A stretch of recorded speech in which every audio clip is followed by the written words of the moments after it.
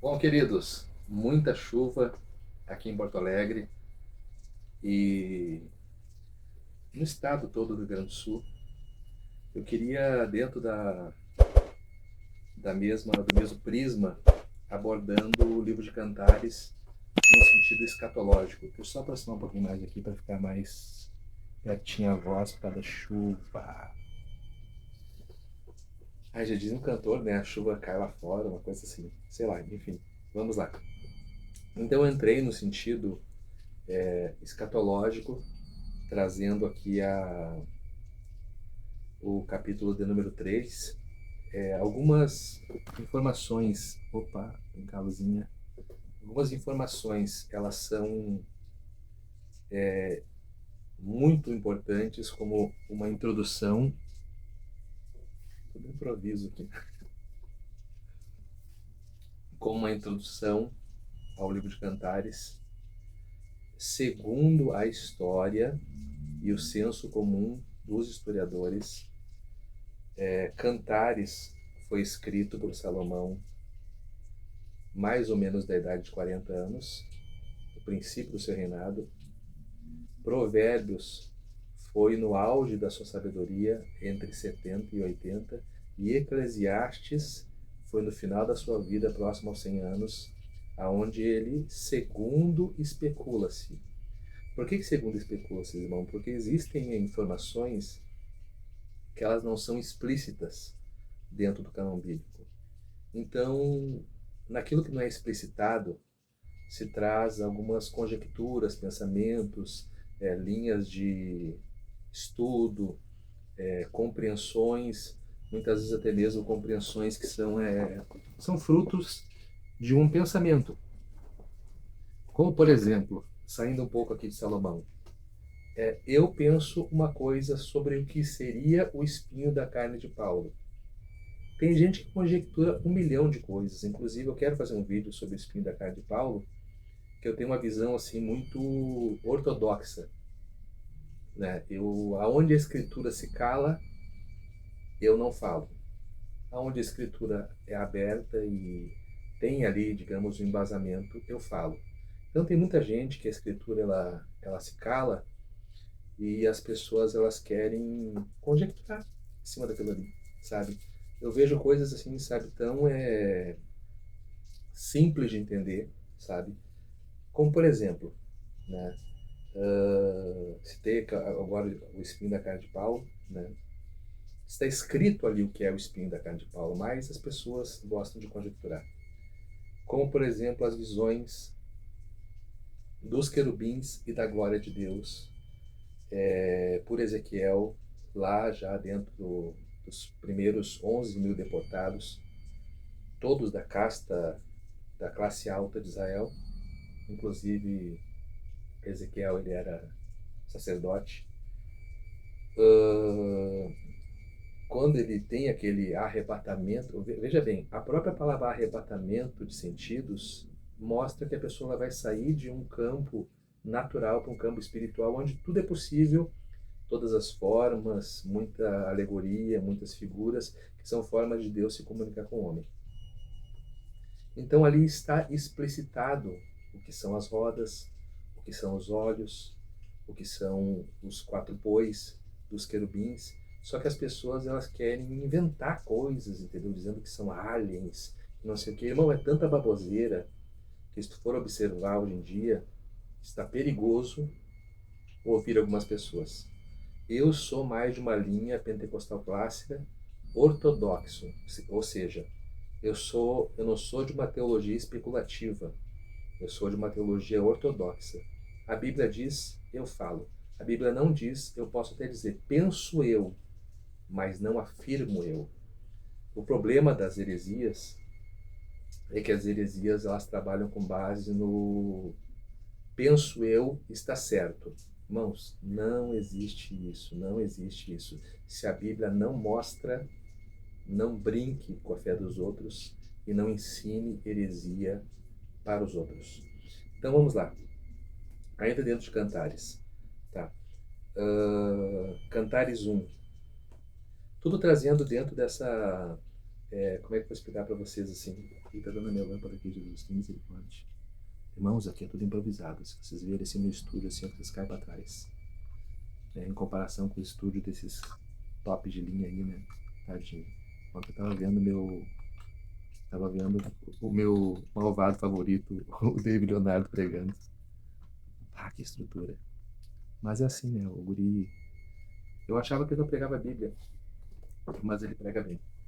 Tu sabe que, assim, ó, depois de 20 anos de fé, e ele tem, basicamente, acho que mais do que isso de ministério, eu nunca. A única palavra que eu parei para sentar para ouvir ele integralmente foi lá no documentário da Netflix, onde eu achei muito fraco, muito raso. Mas assim, ele sabe pregar a Bíblia. Ele é um bom pregador. Mas voltando. Uh, Cantares. Cântico de Cânticos, que é de Salomão. Ou seja, é um livro de música. Tá? Beije-me com os teus beijos da sua boca, porque melhor é o seu amor do que o vinho.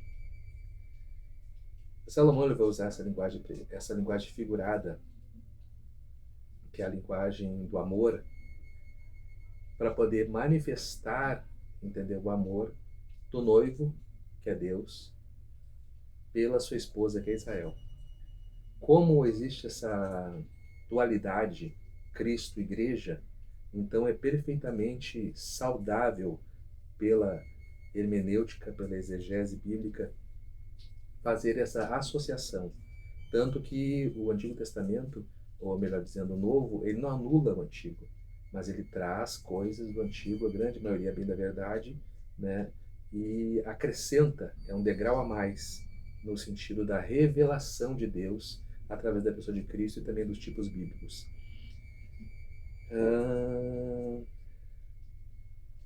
Versículo 3. Para cheirar são bons os teus ungüentos, como unguento derramado é o teu nome, por isso as virgens te amam.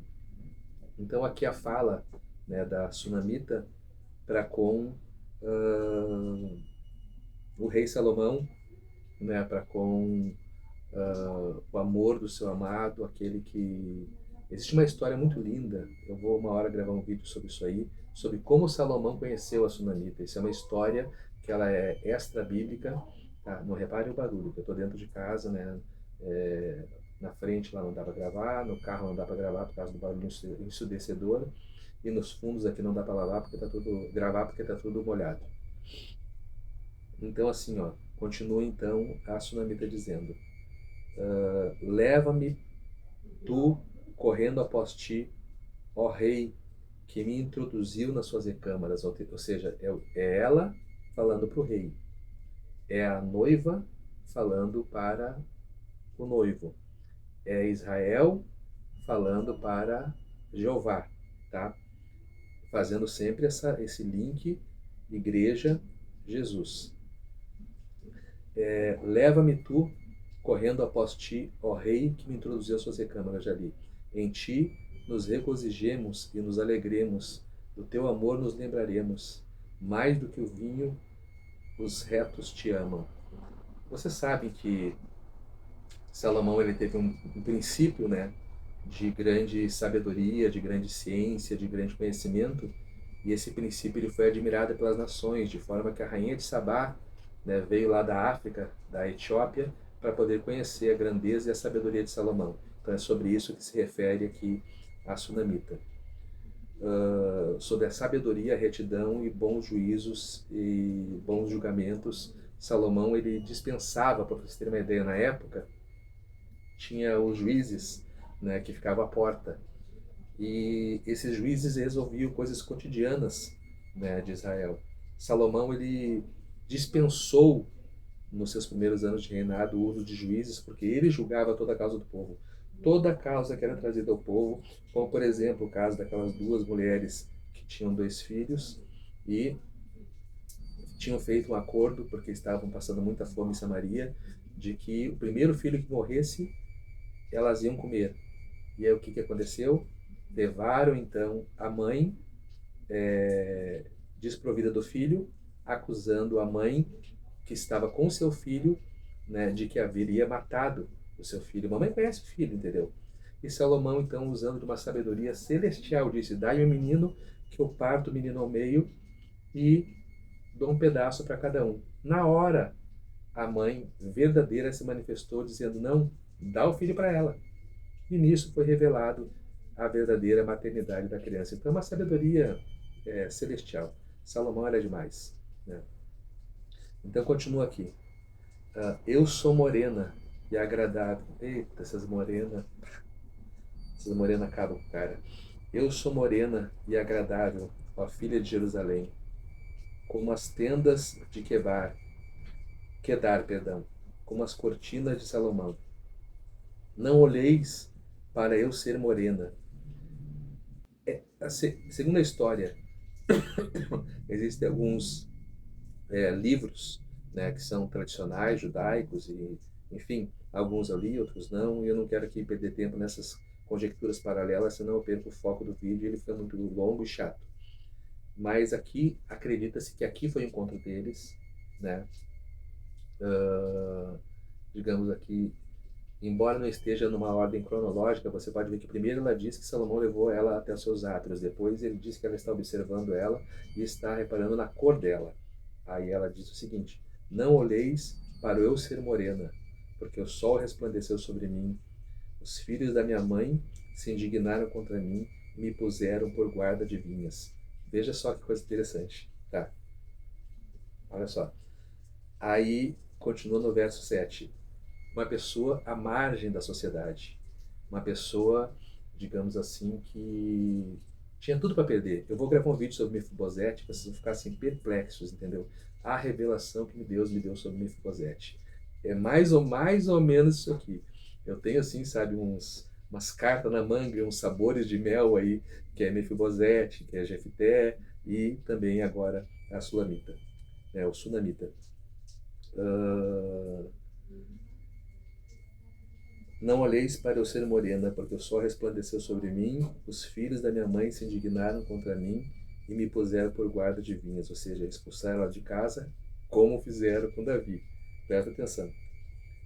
Disse-me tu, a que me ama, a minha alma, agora Salomão, onde apacentas o teu rebanho? Ela cuidava ovelhas que eram de Salomão. Só para você ter ideia, Salomão se apaixonou por uma pastora de ovelhas. Onde recolhes pelo meio-dia, porque que razão seria eu como o que erra ao pé dos rebanhos dos teus companheiros?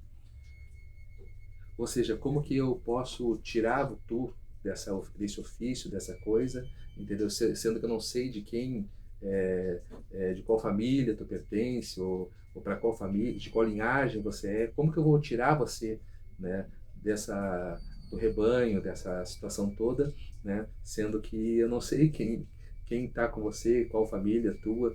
Aí ela diz: se tu não sabes, ó formosa, ou mais formosa entre as mulheres, sai-te pelas pisadas. Ou seja, se Salomão diz para ela: se tu não sabe, procura saber da tua história, quem tu é, coisa e tal, entendeu? Entre as mulheres, sai-te pelas pisadas das ovelhas e apacenta as tuas cabras junto à morada dos pastores. Ou seja, vai até tuas ovelhas, que eu vou até os pastores de ovelhas, e eu vou descobrir qual a tua procedência.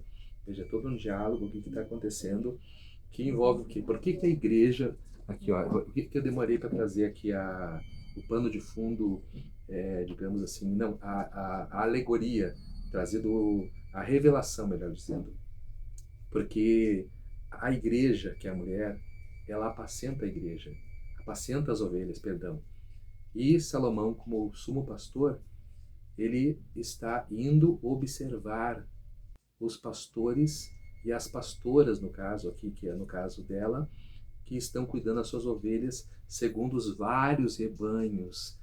Presta atenção, vários rebanhos, vários ministérios, várias tribos, tá? Vamos lá.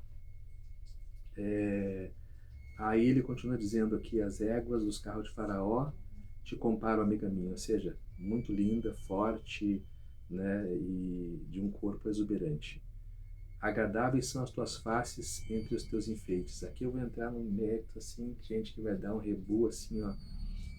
Se Deus não gosta de joia, porque Salomão, numa linguagem profética, poética, de cântico, representando Deus, ele abona, elogia os enfeites, ou seja, as joias que aquela mulher estava usando, se Deus não gosta de joia.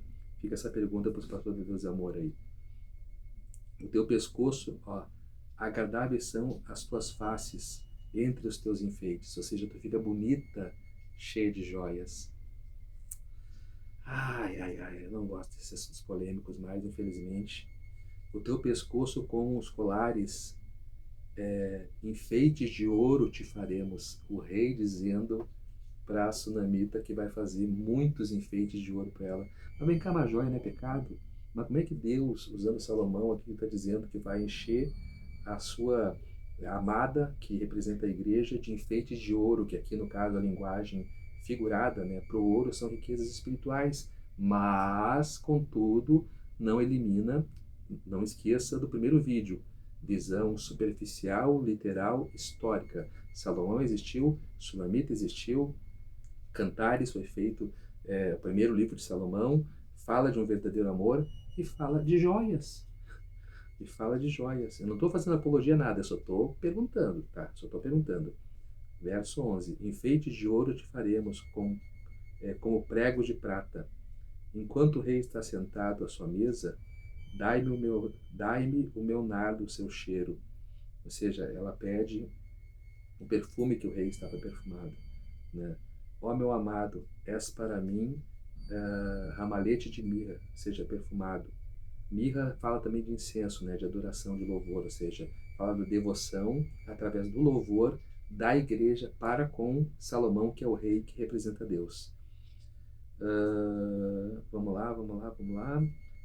O meu amado é para mim um ramalhete de mirra, morará entre os meus seios, ou seja, derramava ali o perfume, né, entre os seios, ou a veneração e adoração que sai do coração. Como um cacho de Chipre nas vinhas em Engede é para mim o meu amado, ou seja, a melhor uva que existia naquela época ficava nessa região, né, de Chipre, conhecida como vinha de Engede, e o que ela está dizendo que está falando para Salomão aqui no caso, né, que ele vale mais, o prazer de estar com ele, porque a uva representa alegria, e a expressão da alegria da noiva está na presença do esposo, da igreja está na presença de Deus, do cristão está na presença do altar, está na presença de Deus, é algo incomensurável. Aí vem Salomão. Eis que és formosa, ó amiga minha, eis que és formosa, os teus olhos são como os da pomba. A pomba, voltamos lá na pomba do Espírito Santo, a pureza. Por que o Espírito Santo representa a pomba? Por causa da pureza. Eis que é gentil e agradável, ó amado meu. O nosso leito é viçoso, ou seja, intimidade, intimidade, intimidade. As traves da nossa casa são de cedro e as nossas varandas de cipreste. E aqui vem uma, né, aqui eu vou já entrar em Cristo, e aqui eu encerro essa parte da revelação de Cantares, dentro de uma série de vídeos que eu estarei gravando, num contexto de trazer aqui a interpretação das alegorias e também trazer todo o contexto escatológico que envolve. E aí, por fim, entra o verso capítulo 2, né, onde ele diz: eu sou a rosa de Sarão, o lírio dos vales. Aí aponta para Cristo e fica para um próximo vídeo. Tá bom, pessoal? Grande abraço, espero que vocês tenham gostado. Esse vídeo aqui é para quem gosta de Bíblia. Eu estou para gravar mais os vídeos de batalha espiritual aí, tá? Só estou esperando amenizar um pouquinho essa questão da chuva, essa questão do espaço. Vocês estão vendo que eu estou dentro de casa, tem a movimentação, eu tenho que respeitar aqui a privacidade dos meus pais, né? Mas logo, logo, logo, logo, eu estou assim, na iminência de em poucos dias estar indo aí para uma igreja, e onde eu tenho bastante tempo, espaço, tudo, e vou gravar muito conteúdo, eu com um pastor, né, que é amigo meu. Tá bom, pessoal? Grande abraço, obrigado por tudo.